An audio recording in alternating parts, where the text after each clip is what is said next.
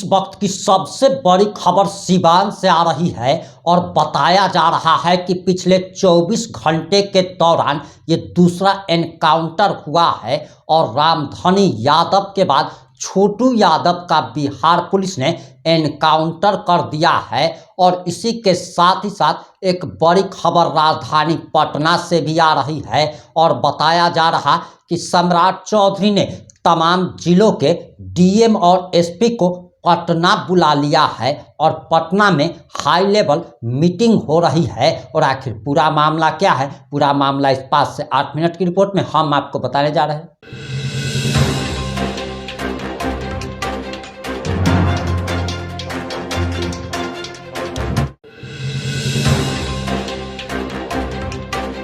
नमस्कार, मैं प्रिंस कुमार सिंह और आप देख रहे हैं पॉजिटिव इंडिया। अगर अभी तक आपने चैनल को सब्सक्राइब नहीं किया है तो खबरों से अपडेट रहने के लिए कृपया चैनल को सब्सक्राइब कर लीजिए। और जो लोग ऑलरेडी कर चुके हैं तमाम लोगों को हृदय धन्यवाद। अब वापस आते हैं अपनी खबर पर और आपको बताते चले कि पिछले 24 घंटे के दौरान ये दूसरा एनकाउंटर हुआ है और सम्राट चौधरी बिहार के मुख्यमंत्री अभी राजधानी पटना में हाई लेवल मीटिंग कर रहे हैं और कानून व्यवस्था को सुदृढ़ करने के लिए ये हाई लेवल मीटिंग हो रही है। और इस मीटिंग से जो बातें सामने निकल के आ रही है, बताया जा रहा है कि साफ तौर पर सम्राट चौधरी ने चेतावनी जारी कर दी है और कह दिया है कि अपराधी या तो जेल जाएंगे या फिर ऊपर जाएंगे। यानी कि कहने का मतलब ये है कि ऊपर का मतलब कि सीधे उनके सीने में गोली मार दी जाएगी। और मीडिया रिपोर्ट्स के अनुसार जो जानकारी आ रही,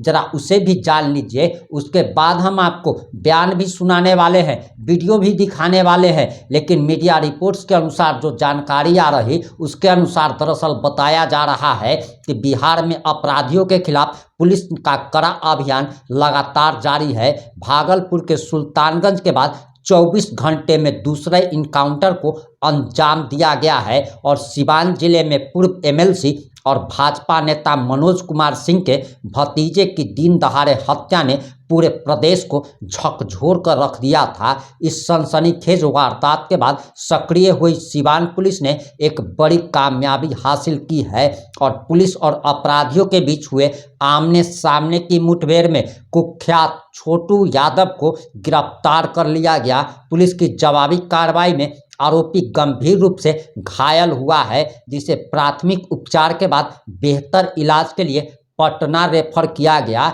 और घटना की शुरुआत बताया जा रहा कि शाम करीब 6:30 बजे नगर थाना क्षेत्र के लक्ष्मीपुर अंदर ढाला ओवरब्रिज के पास हुई। चंदन सिंह अपने बेटे हर्ष के साथ तिलक समारोह में जाने के लिए सड़क किनारे खड़े थे। इसी दौरान एक कार ने उनकी गाड़ी में टक्कर मार दी। गाड़ी साइड करने को लेकर हुई मामूली कहासुनी में देखते ही देखते हिंसक रूप ले लिया और बदमाशों ने अंधाधुंध फायरिंग कर दी। पूछताछ के दौरान पुलिस ने आरोपी को हथियार बरामद करने के लिए बताए गए ठिकाने पर लेकर गई थी। वहां पहुंचते ही आरोपी ने पुलिस पर फायरिंग कर भागने की कोशिश की। आरोपी छोटू यादव ने पुलिस टीम पर करीब 5 राउंड गोलियां चलाई और जवाब में आत्मरक्षा में पुलिस ने 3 राउंड फायरिंग की, जिसमें 2 गोली आरोपी के दोनों घुटनों में लगी, जिससे वह जमीन पर गिर पड़ा। पुलिस ने मौके से हथियार बरामद कर आरोपी को तुरंत हिरासत में ले लिया और जांच में पता चला है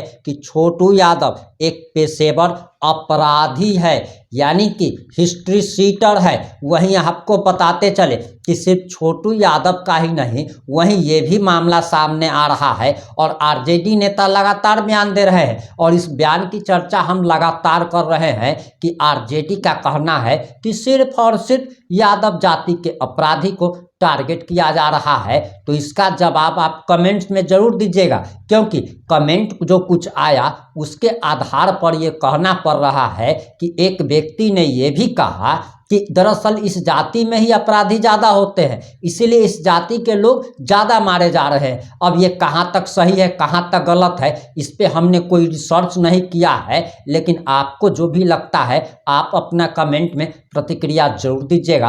अब जरा आप ये बयान सुनिए। पर्पस इलेक्शन कमीशन का है फेयर चुनाव कराना, ये उसकी संवैधानिक जिम्मेवारी है। छोटा मोटा कहीं घटना हो जाए अलग बात है, लेकिन एक दूसरे का जान लेने लगे लोग, ये बंगाल में ही देखा जाता है। तो अच्छा डिसीजन है कि पूरा बिहार घूमेंगे, एक अलग अनुभव होगा उससे। लॉ एंड ऑर्डर इससे बढ़िया क्या होगा?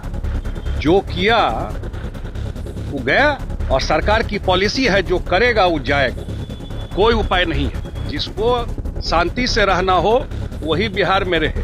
उन्होंने कहा कानून का राज स्थापित करें, कानून का राज यहां चलेगा, गोली का राज नहीं चलेगा। जो भी दाएं बाएं करेगा इसको डिस्टर्ब करने के लिए उस पर कोई मुरब्बत प्रशासन नहीं। और फेयर चुनाव कराने के लिए वो जो भी इंश्योर करना है, जब कोर्ट को इंटरवीन करना पड़ा तो वो सरकार कर रही है। अब चुनाव के बाद अगर लोगों को डर में है कि बैकलैश जो होता है, हम लोग तो कभी नहीं देखे भाई।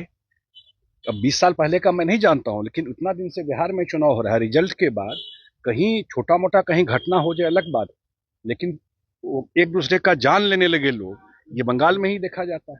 ये जो वायलेंस का एक पॉलिटिक्स वहां चला है बंगाल में, मुझे लगता है कि एडमिनिस्ट्रेशन या इलेक्शन कमीशन या जो अन्य लोग हैं, जो एजेंसीज हैं, उनको लग रहा होगा कि नहीं, जो पोस्ट रिजल्ट वायलेंस को भी कंट्रोल करने के लिए फोर्स की जरूरत है। अच्छा, आप पार्टी के राष्ट्रीय कार्यकारी अध्यक्ष हैं, जिस तरह से आपकी पार्टी से ही अब निशान सद्भाव यात्रा लेकर निकलेंगे, कैसे देखते हैं? इसका कितना अच्छा मैसेज जाएगा? बहुत अच्छा मैसेज। देखिए, निशान जी जा रहे हैं, खास करके जो हमारे पार्टी के साथी हैं विभिन्न जिला में, उसमें अपने पार्टी के पंचायत अध्यक्ष हो, प्रखंड के अध्यक्ष हो, जो पुराने साथी रहे नीतीश जी के शुरुआती दौर से, उन सब से जा करके मिलेंगे। वहाँ कोई काम है एनडीए सरकार का कोई इम्पोर्टेंट, उसको भी देखेंगे।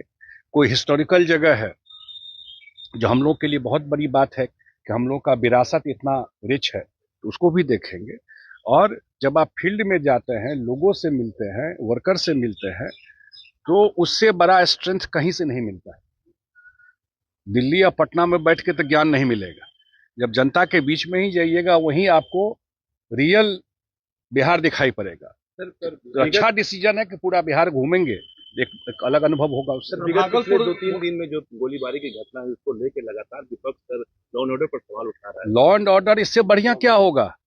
जो किया वो गया, और सरकार की पॉलिसी है जो करेगा वो जाएगा, कोई उपाय नहीं है। जिसको शांति से रहना हो वही बिहार में रहे। और जो इस टाइप के एलिमेंट है, इसके लिए सभ्य समाज में, इस समाज में कोई जरूरत नहीं। यही जो बिहार समझिए, कानून का राज नीतीश कुमार जी डे 1 से 24 नवंबर 2005 में जब चुनाव जीत करके उनका पहला प्रेस दिल्ली में किए, मुझे आज भी याद है, 22 अकबर रोड में। उन्होंने कहा, पूछा पत्रकारों ने प्रायोरिटी क्या है, उन्होंने कहा कानून का राज स्थापित करेंगे, कानून का राज यहां चलेगा, गोली का राज नहीं चलेगा। जो भी दाएं बाएं करेगा इसको डिस्टर्ब करने के लिए उस पर कोई मुरब्बत प्रशासन। अब आपकी क्या प्रतिक्रिया? अपनी प्रतिक्रिया जोड़ दीजिएगा। जुड़े रहे हमारे साथ। जय हिंद, जय भारत।